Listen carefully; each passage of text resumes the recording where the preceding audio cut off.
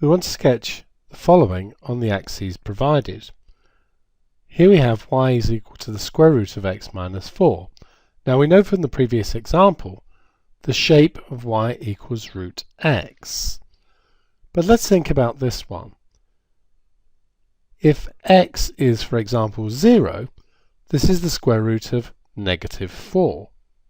And we can't take the square root of negatives. So the first time that this becomes possible is when x is 4. When x is 4, we have the square root of 0, which is 0.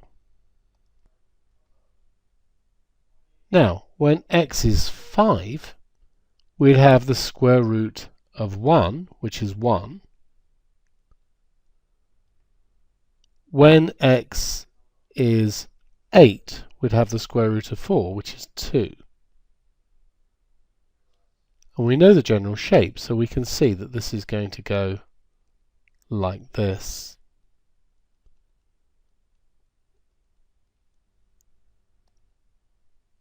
Now in part B we have y is negative the square root of x plus 2. Now using the same sort of argument we used here, we can see that this would start when x was negative 2. So at negative 2 we'd have the value 0. Now think about x is negative 1. This would be the square root of 1, which is 1. Take the negative of that, so that's negative 1. When x is equal to 2, we'd have the square root of 4, which is 2, and take the negative of that. And then when x is 6, that would give us the square root of 8. That's probably not such a good one. When x is 7, we'd have the square root of 9, which is 3, so that would be negative 3. And we know the shape, so that's going to come down like so. And always label anything that you draw. Now we have y is the square root of x plus 5, but note the plus 5 is outside of the square root.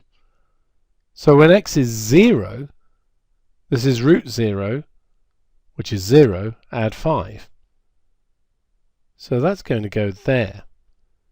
If x is 1, that's going to give us y is 6.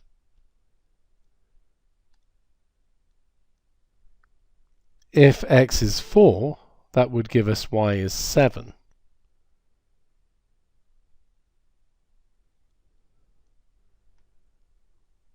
If x is 9, that would give us y is 8. And we know the shape. So this is y is root x plus 5. Now something that we could note at this point, and it will become more important later in the course, is that when this 4 was subtracted underneath the square root, it moved the graph horizontally. With the 5 added outside of the square root, it's moved the graph vertically. So this last one is interesting. This is going to cause the graph to move to the right, and this should make the graph move down. Let's think about why that's the case. We can't take the square root of a negative, so the first time we can take a square root is when x is 3. Then we get the square root of 0, which is 0. Take away 7. So 3 negative 7 is that point. If x is 4, then we'd have 1 take away 7.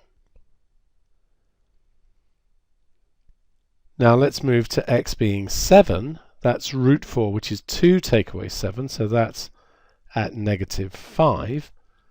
And that was when x was 7. So 7, negative 5. So this graph is going to go like this, and always remember to label it.